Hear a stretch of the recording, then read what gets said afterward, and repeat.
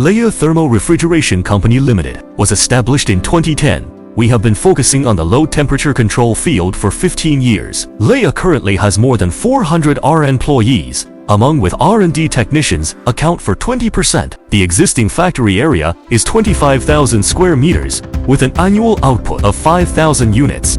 The output value has exceeded 300 million yuan for 2 consecutive, is constantly exploring high and low temperature, ultra-low temperature, and precise temperature control applications. We have developed 11 product categories, including direct cooling, liquid cooling, and gas cooling, to provide customers with professional, stable, and efficient temperature control solutions. Our products are exported to more than 30 countries and regions around the world. As a high-tech enterprise, we've been recognized as a Gazelle enterprise and a specialized, innovative, and small and medium enterprise. We currently hold nearly 130 patents. LNEYA adheres to technological innovation as the core competitiveness. We adopt Siemens PLM as the design platform for seamless connection of product data in the whole life cycle. A big data management platform covering product design, material procurement, production process, and order sales has been established. In addition, we have a basic research team led by engineers specializing in simulation,